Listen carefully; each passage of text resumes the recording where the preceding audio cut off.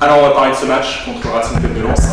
Le Racing Club de Lens, j'ai envie de dire, c'est le verre à moitié vide ou à moitié plein. Parce que c'est 5 matchs nuls sur les 7 dernières rencontres. Comment vous la jugez cette équipe? Ça dépend de quel profil on la regarde. Évidemment, sur les 13 derniers matchs, ils ont perdu qu'une seule fois à Dijon sur un score de 2-1, complètement contre le cours du jeu. C'est une équipe qui a beaucoup changé depuis le début de saison. Aujourd'hui, elle joue avec une grande confiance et surtout beaucoup de maîtrise technique dans le jeu. Donc voilà, c'est une équipe qui est remontée au classement de manière assez spectaculaire. Voilà, elle a des arguments, elle les montre à chaque match. À nous d'être présents pour pouvoir ne pas subir leur maîtrise.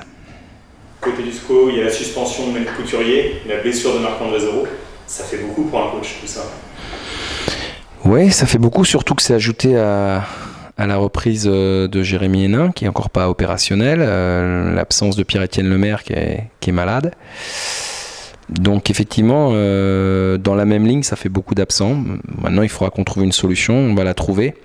Et surtout trouver la solution qui sera la plus efficace pour remplacer les nombreux absents. Dans le groupe, il y a aussi l'arrivée de Ralabeyari. Un petit mot sur lui. Déjà, qu'est-ce que vous attendez de lui? D'abord qu'il s'intègre le plus vite possible, c'est important, mais je crois qu'il l'a démontré déjà depuis qu'il est arrivé sur le terrain. Les joueurs l'ont bien intégré, je pense.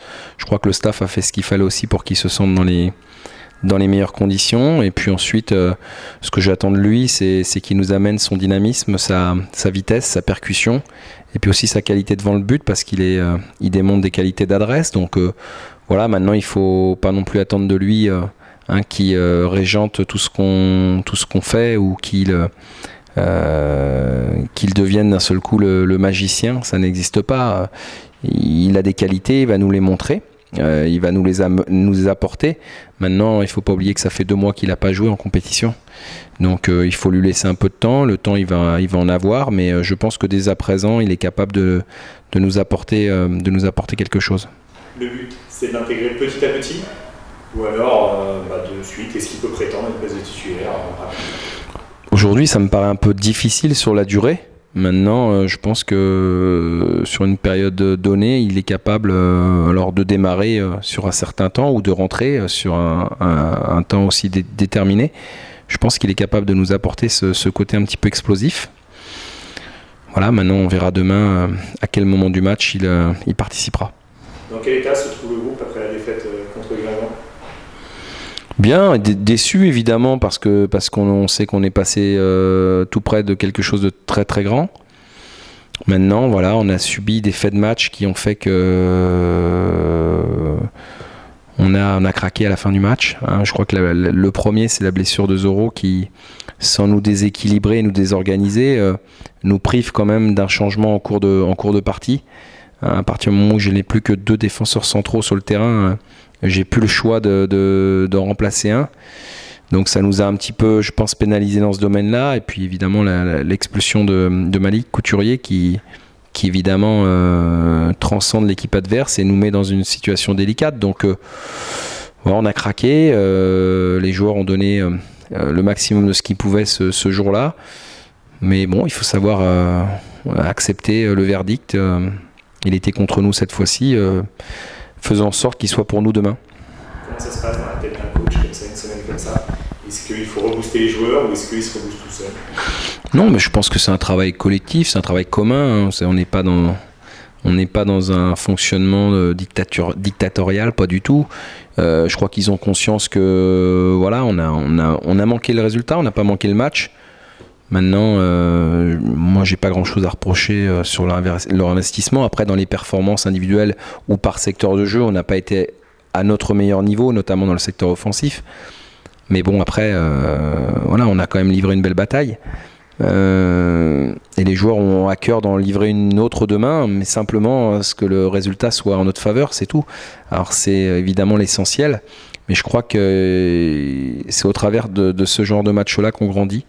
Alors c'est vrai que bon, on aimerait tous, moi le premier, que les résultats soient tout de suite en cohérence avec ce qu'on fait sur le terrain, mais Voilà, aujourd'hui c'est comme ça, il faut continuer de travailler pour que justement les contenus restent les mêmes, mais que les résultats soient meilleurs dans ce genre de match de haut de tableau.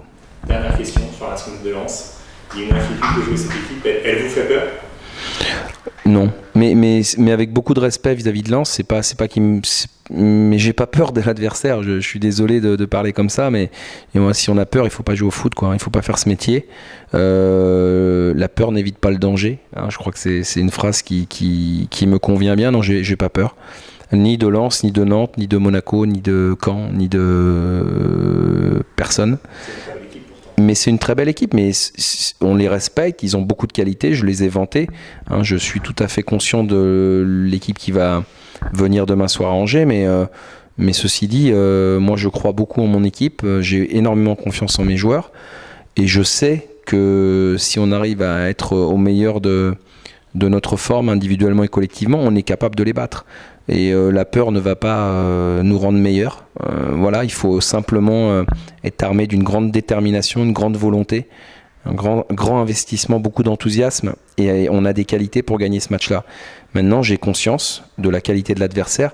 C'est pas de la peur, c'est juste que voilà, on va jouer une équipe qui, on sait, va nous poser des problèmes, mais à nous de lui en poser aussi. Et je crois que c'est d'abord croire en nous, d'abord être conscient de notre valeur et de nos forces, plutôt que de se poser déjà en victime face à cette équipe qui aujourd'hui reste quand même derrière nous.